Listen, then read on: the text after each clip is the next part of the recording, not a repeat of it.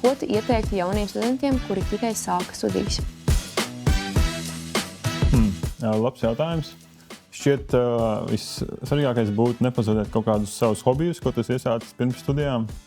Turpināt aktīvi darboties arī ārpus studiju vides.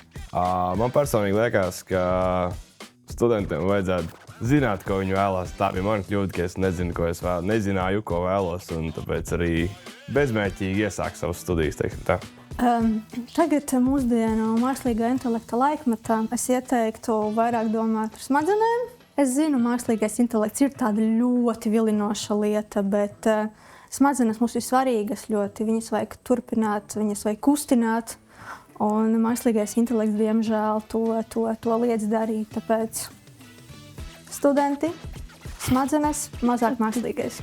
Man liekas, ka es varētu ieteikt kaut ko tādu, lai studenti varbūt tās nesagurst vai nepadodas pie pirmās kaut kādas neveiksmes, vai varbūt tās, ka ir kaut kāds ne tāds studiju kurs šobrīd notiek, kas varbūt nav tik saistošs, bet varbūt tās mēģināt tikt galā ar šo kādu konkrētu studiju kursu. Piemēram, to pamest, domāt, ka varbūt tās nav man. Varbūt tās nedaudz ilgāk pamācies, varbūt tās, ja ilgstoši, varbūt tās nezinu, cik gads apmēram sapratīs, ka tas nav manējais, tad varbūt tās, bet tiešām, ka es pilnīgi piekrītu, pie pirmā problēmām to pa lielām izstāties, Jā, nedaudz ilgāk pastīties tādā laika nogrieznī, kā iet ar studijām. Jo pēc tam jau jebkurā brīdī var iet studēt arī kaut ko pavisam citu un kaut ko pamēģināt. Būs ļoti banāla atbilde, bet es ieteiktu nebaidīties kļūdīties. Ka tas ir normāli, ka visi kļūdas, un arī nebaidīties uzdot jautājumus un nepardzīvot, ja tev kaut kas nesanāk.